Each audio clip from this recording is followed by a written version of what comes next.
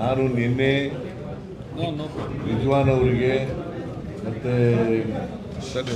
ಸಲೀಂ ಅವರಿಗೆ ಇವರು ಎಂಥವರು ನಜೀರ್ ಅವರಿಗೆ ದಾವಣಗೆರೆಗೆ ಹೋಗಿ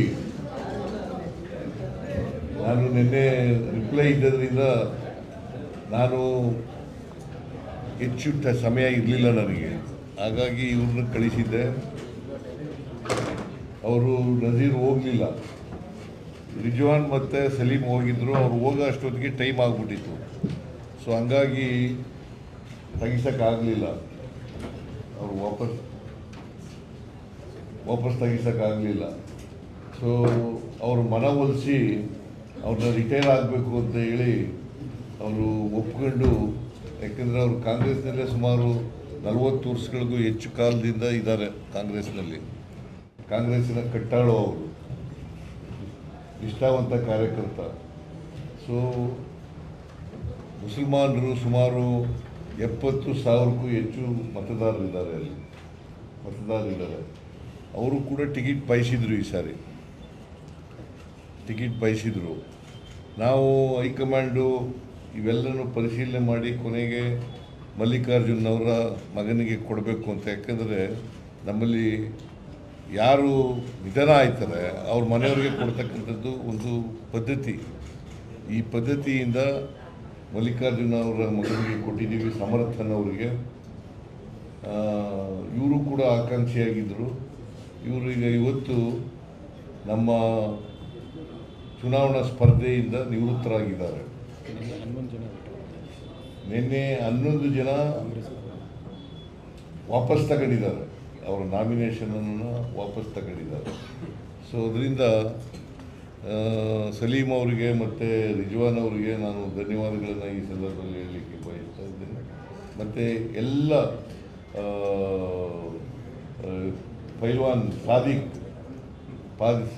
ಭಾಳ ವರ್ಷಗಳಿಂದ ನನಗೂ ಅವ್ರ ಪರಿಚಯ. ಸಾದಿಕ್ ಅವ್ರು ಪೈಲ್ವಾನ್ ಕುಸ್ತಿ ಮಾಡ್ತಾ ಇದ್ದಾಗಿಂದ ಪರಿಚಯ. ನಾನು ಕುಸ್ತಿ ನೋಡೋಕೆ ಹೋಗ್ತಿದ್ದೆ, ಇವರು ಕುಸ್ತಿ ನೋಡೋಕ್ಕೆ ಹೋಗ್ತಾ ಇದ್ದೆ.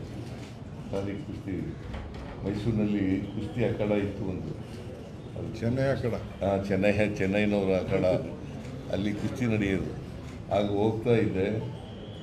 ಇವರು ಚಾರ್ಲಿ ಅಂತ ಇನ್ನೊಬ್ಬಿದ್ರು, ದೊಡ್ಡ ಚಾರ್ಲಿ ಅಂತ, ದಾವಣಗೆರೆಯವರು.